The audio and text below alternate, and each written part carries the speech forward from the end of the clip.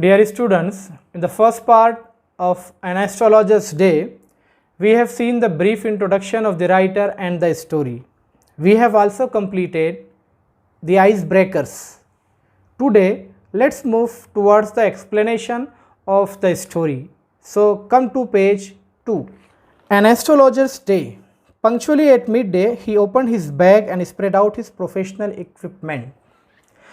देखिए, the story An Astrologer's Day move around the main character astrologer. पूरी story इसके main character astrologer के अतराफ में घूमती है.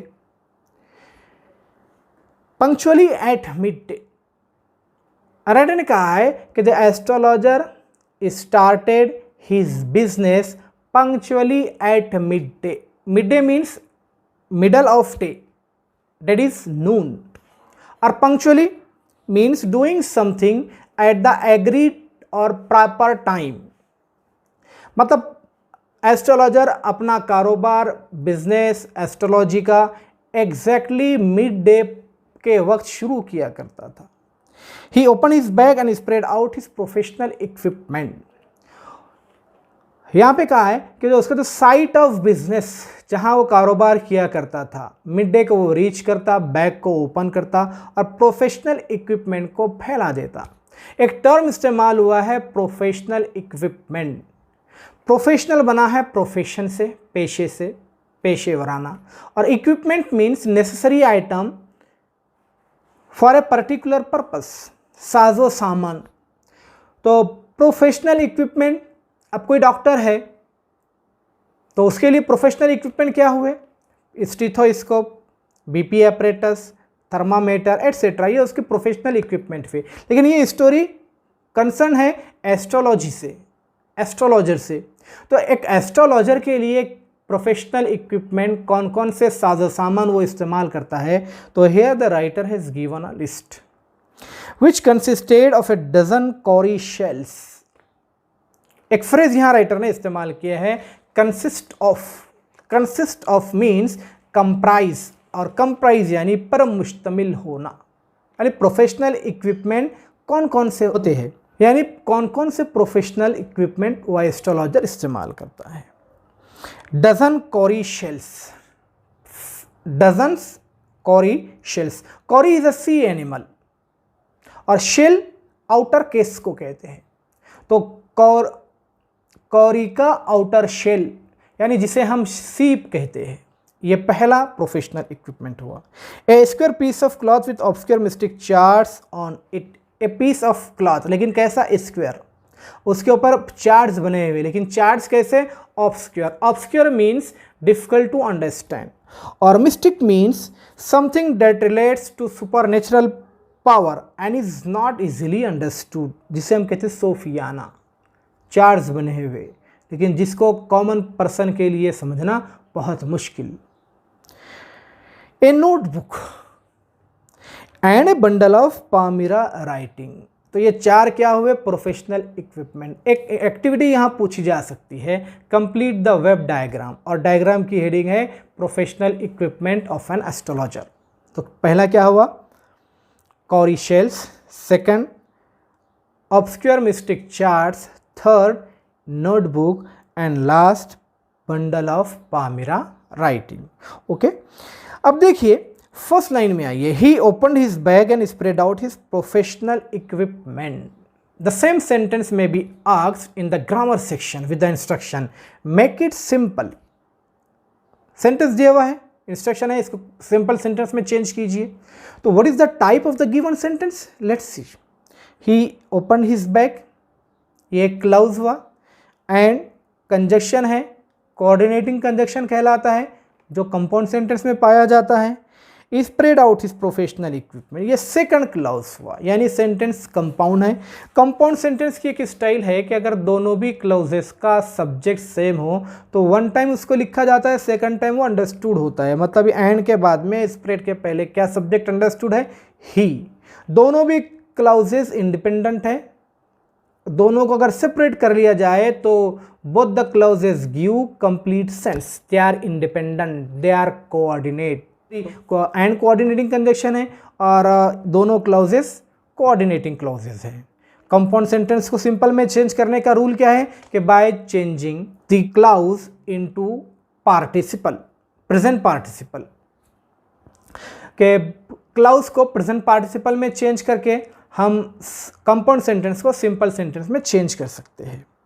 तो प्रेजेंट पार्टिसिपल में चेंज करेंगे क्लॉज को, इसमें वर्ब है ओपन, इसका ईडी निकलेगा और उसमें आईएनजी फॉर्म इस्तेमाल करेंगे हम। तो क्या होगा, ओपन की आईएनजी फॉर्म ओपनिंग, ठीक है। कंजक्शन के पहले तक sentence as it is, opening his bag, यहाँ एंड कंजक्शन ड्रॉप होगा और शुरू का जो सब्जेक्ट है ही, ये इसकी जगह इस्तेमाल करेंगे। तो क्या हो गया, opening his bag he spread out his professional equipment, ये हो गया simple sentence. Okay, come next. His forehead was resplendent with sacred ash and vermilion. अब देखिए, here the writer has given the detailed description of the outward appearance of the astrologer. Astrologer को यहाँ writer ने बयान किया है। तो पहले कहा कि his forehead was resplendent. Forehead is a part of body. माथा, पेशानी जिसे कहते हैं, उसका माथा कहता था resplendent. Resplendent means bright, dazzling and impressive. लेकिन what made his forehead bright and impressive? तो क्या है, with sacred ash and vermilion. उसका जो माथा था वो पेंट किया हुआ था, कैसे, sacred ash और vermilion से। vermilion ब्राइटर रेड कलर जिसे हम सिंदूर कहते हैं, सिंदूर और sacred ash से उसका माथा पेंट किया हुआ था, जिसकी वजह से उसका माथा resplendent ब्राइट नजर आ रहा था। And his eyes sparkled with a sharp abnormal gleam. Sparkle, shining. Gleam, shine brightly. Gleam means shine brightly. अब देखिए, उसकी आंखों में एक अजीब सी चमक थी।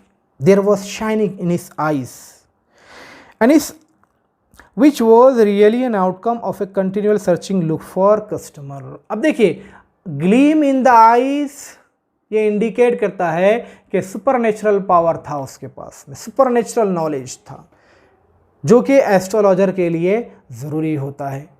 लेकिन राइटर ने कहा है कि उसकी आंखों में ग्लीम और स्पार्कल सुपरनेचुरल नॉलेज की वजह से नहीं था, बल्कि it was an outcome of a continual searching look for customer, क्योंकि he was constantly in search of customers and clients, लगातार वो अपने कस्टमर्स की तलाश में था, इसलिए उसकी आंखों में एक चमक पैदा हो गई थी, ना कि सुपरनेचुरल पावर की वजह से। अब देखिए, पूरा जो सेंटेंस है, इट इज़ आयरनिक।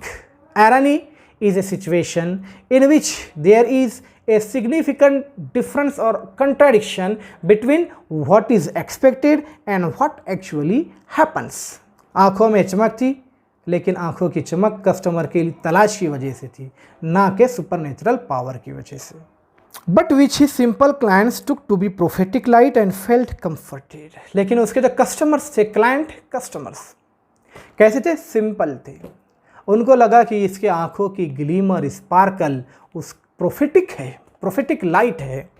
प्रोफेटिक यानी ऑफ प्रोफेसिंग, पेशन गोई करने वाला। दे मिस्टूक इट, वो गलत फहमी का शिकार हुए और एक कंफर्ट फील किए। उन्होंने समझे कि वो लाइट उसके प्रोफेटिक लाइट है और सुपरनेचुरल नॉलेज की वजह से है। The power of his eyes was considerably enhanced by their position place as they were between the painted forehead and the dark whiskers which stream down his cheeks. अब देखिए, उसकी आंखों का जो पावर है वो फर्दर इन्हांस्ड हो गया था। इन्हांस क्या माना होता है, इंक्रीज।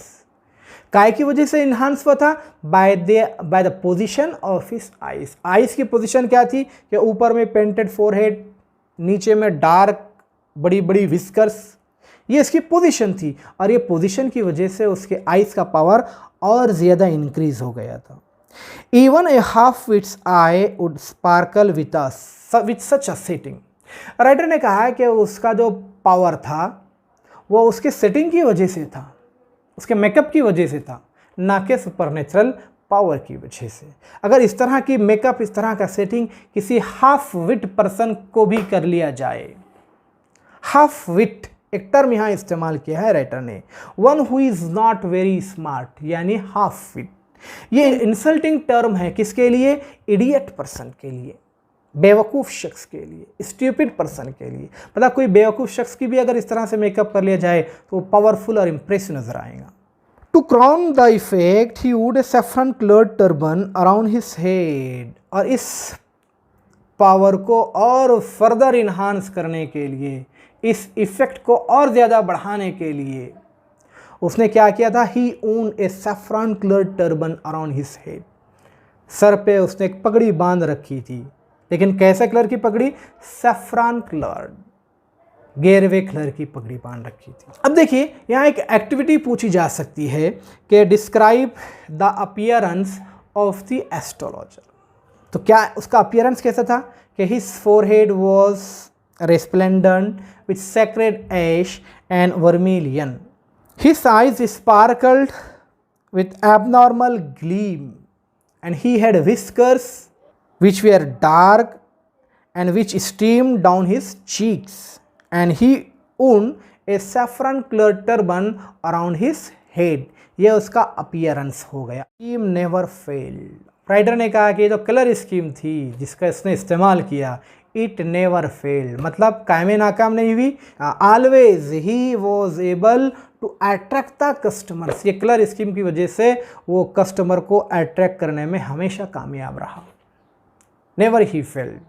तो what was the colour scheme, ये सेंटेंस भी आपको एक एक्टिविटी के लिए पूछा जा सकता है कि this colour scheme never failed, explain the colour scheme. तो कलर स्कीम क्या थी कि his forehead was painted with sacred ash and vermilion, he had dark whiskers and he wore a saffron colored turban around his head। ठीक है, ये colour scheme हुई। और इसी सेंटेंस में एक ग्रामर का भी इंस्ट्रक्शन हो सकती है, this colour scheme never failed. इसमें इंस्ट्रक्शन हो सकती है मेक इट अफर्मेटिव, अफर्मेटिव में चेंज करना है, मतलब सेंटेंस इज निगेटिव। अब यहाँ पे निगेटिव क्यों है, क्योंकि एक वर्ड ऑफ निगेशन यहाँ इस्तेमाल किया है। क्या है वर्ड ऑफ निगेशन, नेवर, कभी नहीं। ठीक है, इसको जब हम अफर्मेटिव में चेंज करेंगे तो नेवर का अपोजिट ऑलवेज और फेल्ड का अपोजिट सक्सीडेड, तो क्या हो जाएगा affirmative, this colour scheme always succeeded. एक ऊपर में एक और इंस्ट्रक्शन एक और एक्टिविटी बन सकती है कि his the simple client felt comforted, give reason. तो क्यों उसके सिंपल क्लाइंट्स ने कंफर्ट फील किया, तो क्या रीज़न है कि the simple client felt comforted because they mistook the gleam in the eyes of the astrologer to be prophetic. Okay, yes, next, people were attracted to him as bees are attracted to cosmos और dahlia stalks. Writer ने यहाँ पे comparison का इस्तेमाल किया है कि जिस तरह से dahlia stock, dahlia is a type of plant with large bright flowers, जिस तरह से दहलिया प्लांट की तरफ बीज अट्रैक्ट होती है, इसी तरह इस कलर स्कीम की वजह से लोग, कस्टमर्स उसकी तरफ, एस्ट्रोलॉजर्स की तरफ अट्रैक्ट हुआ करते थे। He sat under the boughs of a spreading tamarind tree which flanked a path running through the town hall park। अब देखिए यहाँ पे लोकेशन दिया है कि कौन से एरिया में वो अपना बिजनेस, अपना कारोबार, अपना ट्रेड, यानी कौन सा ट्रेड, एस्ट्रोलॉजी का ट्रेड कैरी आउट किया करता था। तो कहाँ कैरी आउट किया, he sat under the boughs of a spreading tamarind tree, एक बड़ा टैमरिन ट्री, इमली का दरख्त, उसकी बड़ी बड़ी ब्रांचेस, उस ब्रांच के नीचे वो बैठा करता था।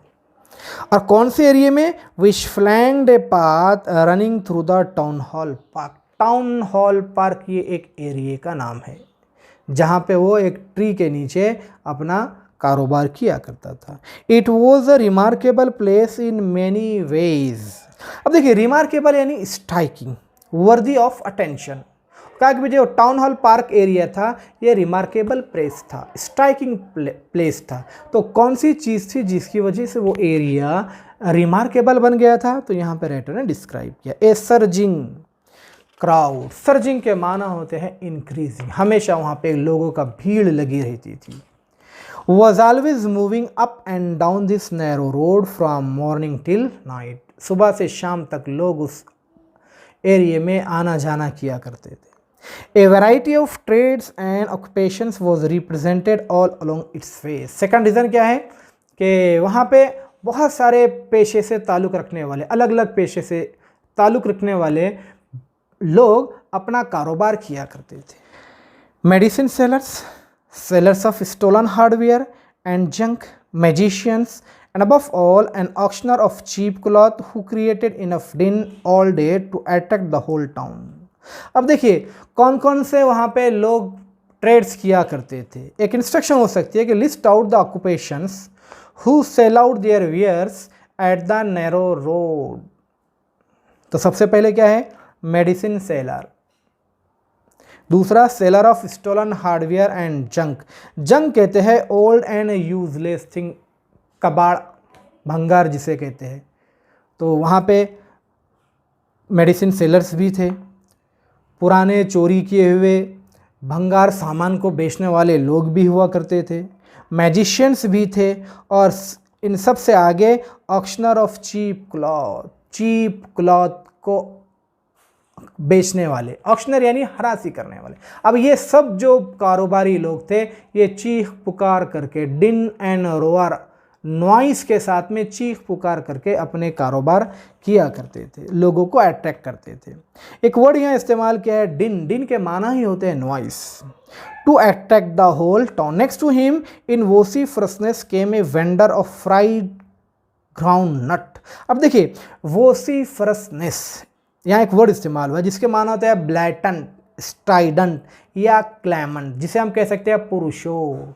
ये तो फ्राइड ग्राउंड नट बेचने वाला जो शख्स था, मूंगफली बेचने वाला, तो एक ऐसा था वोसिफरस, चीख पुकार करके अपने ग्राउंड नट को सेल आउट किया करता था। Who gave his ware a fancy name each day. और ये इसकी खास बात ये थी कि हर दिन ये लोगों को अम्यूज़ करता था, अपने ग्राउंड नट के लिए अलग अलग टर्म इस्तेमाल करता था। कैसे टर्म होते थे, फैंसी टर्म, लोगों को अम्यूज़ भी करते थे वो टर्म। तो एक एक्टिविटी देखी हमने कि list out the occupations who sell out their wares at the narrow road. तो क्या क्या हो गए, medicine seller, sellers of stolen hardware and junk, magicians, auctioneer of cheap cloths and vendor of fried groundnut. Okay, who gave his ware a fancy name each day, calling it Bombay ice cream one day, and on the next Delhi almond, and on the third Raja's delicacy। ये different names है, varied names given by the vendors to fried groundnuts। Fried ground nut बेचने वाले ने ground नट के लिए हर दिन नए नए वर्ड इस्तेमाल कर सकता था। तो यहाँ पे एक इंस्ट्रक्शन हो सकती है, एक्टिविटी हो सकती है, complete the diagram, varied names for ground nut. तो पहला नाम क्या था, बॉम्बे आइसक्रीम। सेकंड डे क्या कहता उसको, वो दिल्ली आलमंड। फिर नेक्स्ट डे राजाज डेलिकेसी, अलग अलग नाम दिया करता था, वो चीख पुकार करके अपना सामान बेचता था। And so on and so forth and people flock to him. Result ये होता था, नतीजा ये कि लोग उसके पास में मूंगफली खरीदने के लिए भीड़ लगा देते थे। Flock. A considerable portion of this crowd dallied before the astrologer too. अब देखिए ड्राइड ग्राउंडनट सेलर का बेनिफिट किसको मिला, एस्ट्रोलॉजर। दोनों बाजू बाजू में थे, करीब करीब थे, नियर थे। वो कॉल आउट करता था, लोगों को अम्यूज़ करता था और अटैक करता था अपने वेयर की तरफ। लोग वहाँ पे आते थे और डेली, डेली के माना होते हैं linger, wasted time just hanging around, dally है ना, वहाँ आते थे, खड़े रहते थे और किसके पास में भी जाते थे, वो एस्ट्रोलॉजर के पास में। The astrologer transacted his business by the light of a flare which crackled and smoked up above the groundnut heap nearby। Groundnut का एक हीप, अंबार लगा हुआ था, उसके ऊपर एक फ्लेयर था। फ्लेयर कहते हैं एक लैम्प था, चिराग था, उसका जो फ्लेयर था वो क्रैकल हो रहा था, फड़क रहा था और उससे स्मोक भी निकल रहा था।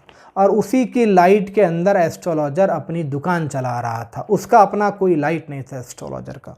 तो उसके एस्ट्रोलॉजर के यहाँ लाइट कौन सा आ रहा था? Light from the flare that was lit on the heap of groundnut. Half the enchantment of the place was due to the fact that it did not have the benefit of municipal lighting. अब देखिए, astrologer जहाँ अपना कारोबार किया करता था वहाँ पे म्यूनिसिपल लाइटिंग भी नहीं थी, कोई उसका अपना लाइट भी नहीं था, वहाँ डिम लाइट हुआ करता था, अंधेरा जैसा रहा करता था, हल्का सा आसपास की दुकानों से लाइट आया करता था। तो इसका भी बेनिफिट एस्ट्रोलॉजर को मिला, उसका कारोबार और अट्रैक्टिव बना, यानी डिम लाइट, थोड़ा अंधेरा, थोड़ा हल्का सा उजाला। Place was lit up by shop lights. अब तो एस्ट्रोलॉजर की तो दुकान थी, वहाँ पे हल्का सा लाइट कहाँ से रहा था? आसपास के दुकानों का लाइट आ रहा था। अब देखिए ये sentence, the place was lit up by shop lights. यहाँ पे इंस्ट्रक्शन हो सकती है ग्रामर के सेंटेंस में, ये सेंटेंस पूछा जाए तो कि change the voice, voice change कीजिए। तो let's see first what the voice of the given sentence is. Voice दो टाइप के हैं, एक एक्टिव वॉइस, दूसरा पैसिव वॉइस। अगर सेंटेंस का सब्जेक्ट एक्टिव है, कोई काम कर रहा है, तो हम कहते हैं कि sentence is in active voice. और अगर सेंटेंस का सब्जेक्ट पैसिव है, कोई काम नहीं किया कर रहा है, उस पर दूसरी तरफ से कोई काम किया जा रहा है, तो हम कहते हैं कि the sentence is in passive voice. अब सेंटेंस एक्टिव में है या पैसिव में है, ये कौन इंडिकेट करता है? तो वर्ब की फॉर्म इंडिकेट करती है। अब देखिए यहाँ पे क्या है, the place was lit, was lit, am is are was were plus main verb की थर्ड फॉर्म, ये इंडिकेट करता है कि the sentence is in passive voice. अब देखिए am is are plus V third, ये इंडिकेट करता है कि सेंटेंस पैसिव में है, लेकिन टेंस क्या है? Present simple. लेकिन was were plus V third, यानी सेंटेंस पैसिव में है और टेंस क्या है? Past simple. तो यहाँ पे क्या है? Was lit, light, lit, lit. Light first form है, सेकंड फॉर्म है लिट या लाइटेड, और थर्ड फॉर्म है लिट या लाइटेड। लाइटेड भी है उसकी सेकंड थर्ड फॉर्म, और लिट भी है। तो मतलब यहाँ पे वर्ब की थर्ड फॉर्म है, हेल्पिंग वर्ब वॉज है, तो ये इंडिकेट कर रहा है कि सेंटेंस पैसिव वॉइस में है, और उसका टेंस क्या है? Past simple. पास्ट सिंपल में हम देखते हैं अब कि एक्टिव पैटर्न क्या होता है। वी सेकंड, वर्ब की सेकंड फॉर्म प्लस ऑब्जेक्ट, ठीक है। अब इसमें पैसिव, जब हम इस पैसिव में चेंज करेंगे तो वर्ड्स ऑर्डर क्या होगा? ऑब्जेक्ट प्लस वॉज और were plus V third plus by plus subject. Okay, अब देखिए यहाँ पे द प्लेस, ये एक्चुअली है ऑब्जेक्ट, कहाँ इस्तेमाल हुआ है? सब्जेक्ट की जगह।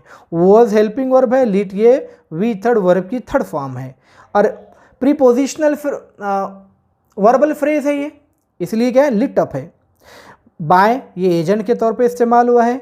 शॉप लाइट्स ये एक्चुअली सब्जेक्ट है, लेकिन यहाँ ऑब्जेक्ट की जगह इस्तेमाल हुआ है। तो इसको जब हम पैसिव को एक्टिव में चेंज करेंगे तो सेंटेंस की स्टार्ट होंगी सब्जेक्ट से। सब्जेक्ट क्या है यहाँ पे?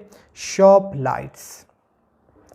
यहाँ से हेल्पिंग वर्ब ड्रॉप हो जाएगा, सब्जेक्ट हो गया शॉप लाइट्स। पास्ट सिंपल में सेकंड नंबर पे आता है वर्ब की सेकंड फॉर्म। वॉज निकल गया यहाँ से, तो सेकंड फॉर्म क्या है? लिट। थर्ड फॉर्म भी लिट है, सेकंड फॉर्म भी क्या है? लिट या लाइटेड। शॉप लाइट्स लिट, उसके बाद में ऑब्जेक्ट क्या है? The place. तो क्या हो गया इसका active voice? Shop lights lit the place. 1 और 2 हैड हिसिंग गैस लाइट्स। अब देखिए आस उसके करीब की जो दुकानें थे जिनका लाइट उससे मिल रहा था, तो एक तो देखिए हमने कि फ्लेयर था मूंगफली के डिगार के ऊपर लगा हुआ, उसका लाइट आ रहा था। और कौन से थे? 1 और 2 हैड हिसिंग गैस लाइट्स। कुछ शॉप्स में क्या था? बाजू के उसके हिसिंग गैस लाइट थे। अब गैस लाइट कॉन्स्टेंटली एक आवाज़ करते हिस, इस तरह के, उसके लिए एक वर्ड इस्तेमाल होता है हिसिंग साउंड।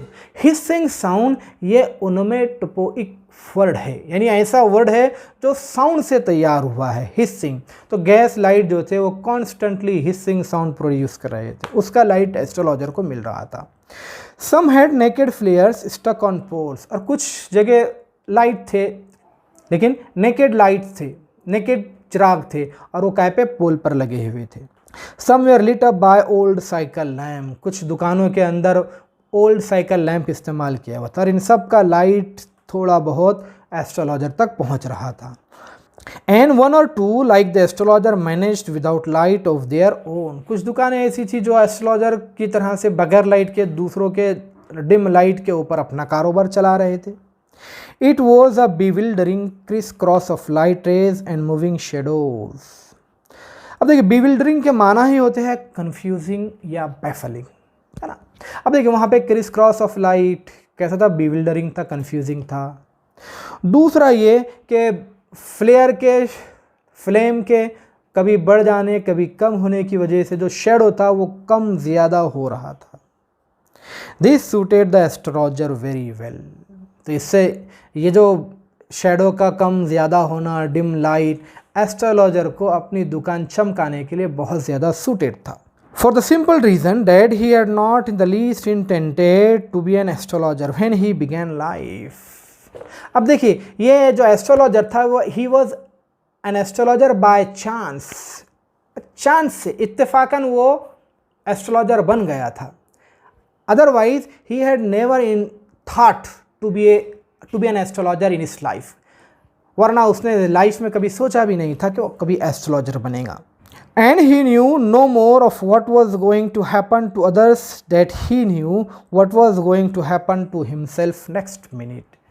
अब एक ख़ास बात एस्ट्रोलॉजर की ये थी कि वो एस्ट्रोलॉजर का प्रैक्टिस तो कर रहा था, लेकिन अगले मिनट में उसके साथ में क्या होने वाला है he had no knowledge of it. और ना वो खुद के बारे में जानता था और ना ही दूसरे लोगों के, उसके कस्टमर के लाइफ में नेक्स्ट मिनट में क्या होगा वो उसको भी नहीं जानता था। मतलब he was a fake astrologer, he was a pseudo astrologer, he was not a real one. He was as much a stranger to the stars as we are his innocent customers। अब देखिए astrology में astrologer के लिए knowledge of astronomy is must, knowledge of stars is must. लेकिन जैसे उसके clients को stars का, एस्ट्रोनॉमी का कोई नॉलेज नहीं था, तो इक्वली इग्नोरेंट ये एस्ट्रोलॉजर भी था, उसको भी कोई एस्ट्रोनॉमी का, स्टार्स का नॉलेज नहीं था। Yet he said things which pleased and astonished everyone। लेकिन उसकी ख़ास बात क्या थी कि वो उसके कस्टमर्स को, क्लाइंट्स को ऐसी बात कह देता कि उसे खुश हो जाते, खुश करने वाली बात कह देता। And astonished everyone, और उसके कस्टमर उसकी बात से एस्टॉनिश रह जाते, सरप्राइज, एस्टॉनिश्ड यानी surprised. That was more a matter of study। अब देखिए he had no knowledge of astronomy and stars, stars का उसको कोई नॉलेज नहीं था, लेकिन लोगों को कैसे खुश करता था वो। तो उसकी ख़ास बात क्या थी कि that was more a matter of study।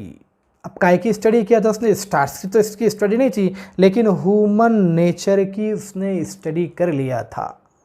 उसके क्लाइंट्स की नेचर की, लोगों के नेचर की स्टडी थी उसको कि कौन सी बात से वो खुश होंगे और कौन सी बात से नाराज़। He had studied the nature of human being. Practice, it was a matter of study, practice. अब काय की प्रैक्टिस थी उसको कि रीडिंग पीपल, लोग जो क्लाइंट्स उसके सामने आते थे उनके फेस को वो रीड कर लिया करता था, उसकी उसको प्रैक्टिस थी। He had the practice of reading the face of the people and shrewd guesswork। अब देखिए shrewd के माना होता है चालाक, और कुछ गेसिंग भी कर लिया करता था। तीर चलाता था, एरो छोड़ता था वो अंधेरे में, और वो फिट बैठते थे। गेस वर्क, लेकिन कैसा गेसिंग था उसका, very clever, very shrewd। All the same, it was as much an honest man's labor as any other। लेकिन राइटर ने कहा कि वो at the end of day जो पैसा ले जाता था, कमा कर अर्निंग ले जाता था, तो उसको वो कम्प्लीटली डिज़र्व करता था। क्यों? क्योंकि उसको अर्न करने के लिए उसने मेहनत किया, अपना मेकअप किया, सेटिंग किया, सही प्लेस का सिलेक्शन किया, और लोगों के फेस को रीड किया, गेसिंग सही सही किया, और उसने लोगों के नेचर की भी स्टडी किया। And he deserve the wages he carried home at the end of a day. Okay, इस एक्सट्रैक्ट के एंड पर हम एक एक्टिविटी फ्रेम कर सकते हैं जो थर्ड में आपको पूछी जा सकती है कि tactics used by the astrologer to become successful in his business. तो फर्स्ट टैक्टिक उसने इस्तेमाल किया है कि अंडरस्टैंडिंग ऑफ ह्यूमन ट्रबल्स, इंसान के ट्रबल्स, परेशानियों की उसने एक स्टडी किया था और उसको अंडरस्टैंड करता था। सेकंड टैक्टिक अट्रैक्टिव अपीयरेंस उसने इस्तेमाल किया है। थर्ड टैक्टिक हम कह सकते हैं कि saying pleasant things to customers, और यही चीज़ थी जो उसके कस्टमर्स को प्लीज़ भी किया करती थी और एस्टॉनिश भी किया करती थी। और लास्टली हम कह सकते हैं कि practising at busy market place. तो ये टैक्टिक्स थी जिसकी वजह से एस्ट्रोलॉजर अपने बिजनेस में सक्सेसफुल रहा। इसके बाद की story we shall see in the next episode, so do watch it.